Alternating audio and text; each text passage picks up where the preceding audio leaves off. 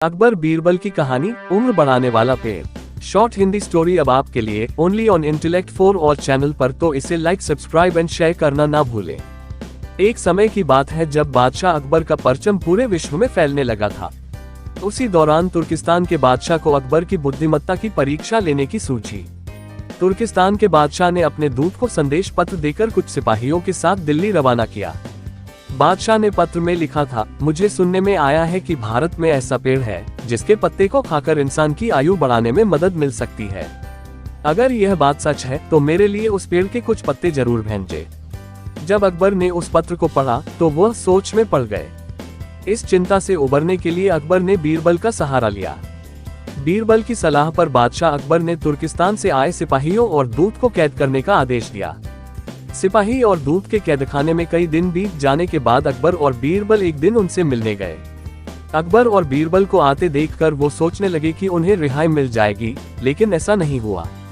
बादशाह अकबर जब उनके पास पहुंचे तो उन्होंने दूत से कहा, जब तक इस किले की 1-2 ईंट गिर नहीं जाती तब तक आप लोगों को आजाद नहीं करेंगे। ऐसा होने तक आप सभी के लिए यहाँ खाने पीने का पूरा इंतजाम किया जाएगा। इतना कहकर बादशाह अकबर और बीरबल वहाँ से चले गए। उनके जाने के बाद दूत और सिपाही कैद से निकलने के लिए उपाय सोचने लगे। जब कोई रास्ता नजर नहीं आया तो भगवान से प्रार्थना करने लगे।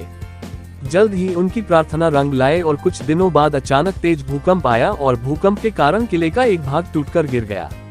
यह घटना के बाद दूत ने अकबर के पास किले की दीवार गिरने की खबर भिजवाई।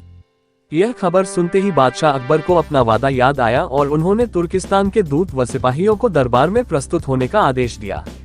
उनके दरबार में पहुंचते ही बादशाह अकबर बोले, अब तो आप सबको अपने बादशाह के द्वारा भेजे गए पत्र का उत्तर मिल गया होगा।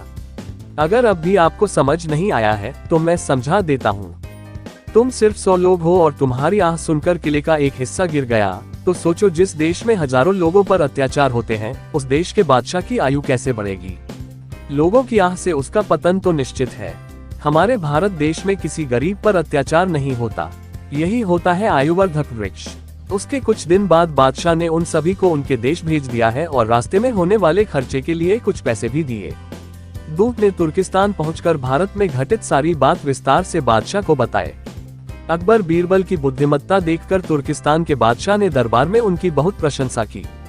कहानी से सीख। इस कहानी से यह सीख मिलती है कि सभी के साथ प्रेम से रहना चाहिए और कमजोर पर अत्याचार नहीं करना चाहिए।